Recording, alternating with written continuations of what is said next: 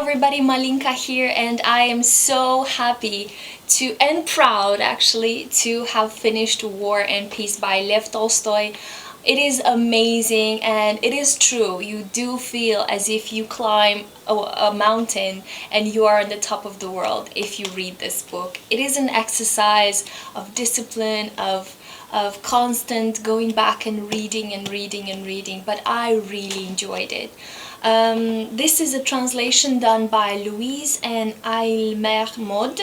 Apparently they were friends with Tolstoy. Tolstoy learned English and they became close friends, and Tolstoy actually proved the translation, so some of the translations that they made of this book. So it's really crazy to actually read it. And it's a book that I wanted to read for the couple 2-3 years, so actually for me it was quite an experience, and I took it everywhere with me in my bag. I took it to the club, to birthday, to the movies, and while I was in the transport to that location, I was reading from the book, and then in the club I was carrying it in my bag, and then back home.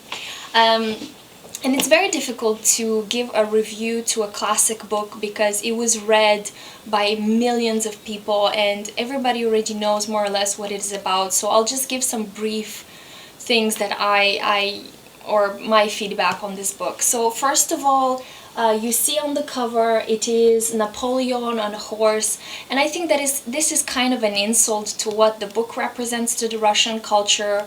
It is an insult to Tolstoy, because if you read the book you will see what is Tolstoy's opinion about Napoleon, about the Napoleonic War, about him as an individual. So I'm really sorry, but this is not appropriate for the book, this cover.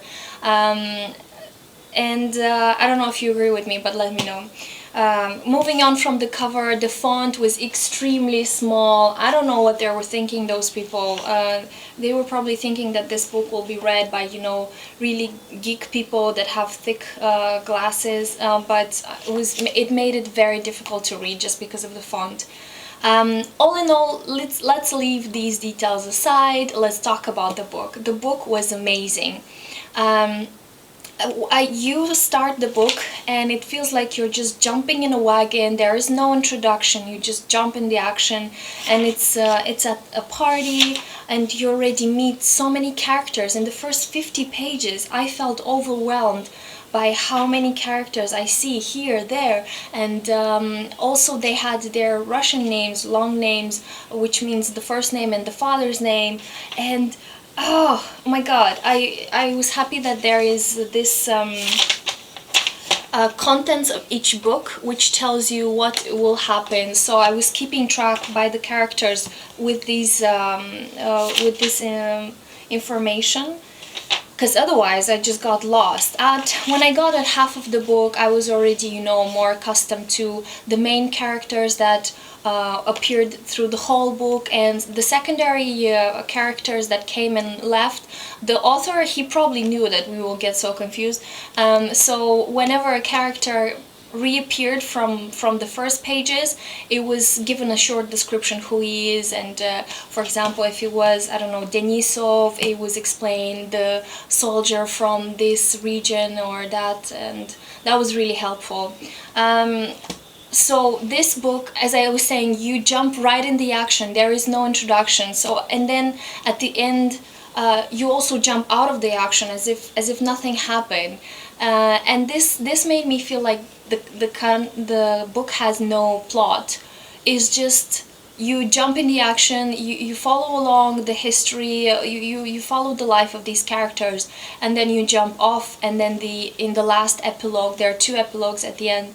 In the first, you discover the life of some of the characters after 8-9 years, and in the second epilogue you find out Tolstoy's opinion on history, on free will, on what is the purpose of life, on a lot of philosophical ideas. So it feels like you're jumping in and jumping out. There's no plot, there's no conclusion, and which makes the book really original. What I have to say that Tolstoy is a complete master is character description and character development. I was absolutely amazed of how he described the characters from the beginning, how the life or how the war or how external factors influenced the main characters, how they developed, how they changed, how inconsistent they are, or how consistent some of them are, but they are considered traditional and stupid. And also all these characters look for what is the purpose of life, what is death, what is love, what is God. So it was quite interesting to read about them. The main I don't want to say the whole all the characters because there are over 500, but the main characters are Andrei Balkonsky, Natasha Rostova, Nicolas Rostov, and Pierre Bezukhov. These are like more or less the main of course, these are the main characters of the plot of the action that is more personal, but then there is Napoleon, Tsar Alexander the First, and Kutuzov, which was the general of the Russian army. As I researched, the book has more than 500 characters, and at the end of the book there is included some of Tolstoy's explanation, and it was so funny to read them. He knew that he would be accused, first of all, of altering the history, because he explains in this book that this is what the historians write, and this is what actually happened. So in conclusion, the historians followed the rational way, the rational thinking, but in reality the war was out of control, and it happened this and it happened that. It was not Napoleon's genius or Alexander's genius or Kutuzov's genius. So he actually reinterprets some historical facts, and he knew that he would be attacked on this point. So he wrote an explanation saying, listen guys, I know everybody thinks that this is what happened during the war, but I studied some documents and I think that this is true and that the other thing is not true. Also, he knew he thought that he will be accused on the fact that he's including a lot of French words in the book and saying that Russian people or Russian aristocratic people were speaking French. And he also made some justification on this point. And he speaks about the characters. He explains that out of all the characters that, you know, of course, Napoleon and Kutuzov are real characters, but the other characters, even though they sound real, they're not real. Only 2 characters of the whole book are actually copies of real people, and they even have their name, and it is a lady, Akhrosimova, and a surgeon, Denisov. So it's really random. Out of 500 characters, 2 are real. Another point that he defends is the description of the classes. In the history it says that the serfs and the you know, the lower class was really was, I don't know, I can't find the words. It had a worse situation, and than in the book. And Tolstoy says that I also lived with serfs, and we also had servants, and we did not treat them that bad. So I'm writing from my perspective. And other points on which he assumed that he will be attacked. He already prepared a justification, so I thought that was really cool. If I would select a favorite character, I would definitely go with Andrei Balkonsky. I would say that out of all the characters, he is the most consistent. I could not get in contact, or I couldn't feel any connection with the feminine characters. They were all very inconsistent, very naive, and very childish, I would say. Even with Natasha Rostova, I could not find any connection with her. Maybe something with Princess Mary, maybe, but even with her, she was extremely religious and extremely naive, and but it really describes the situation of women in that stage. But as a contrast, Andrei Balkonsky was a very rational person, a very down to earth, and it was a miracle for him to fall in love, and then stuff happened, the war happened and everything.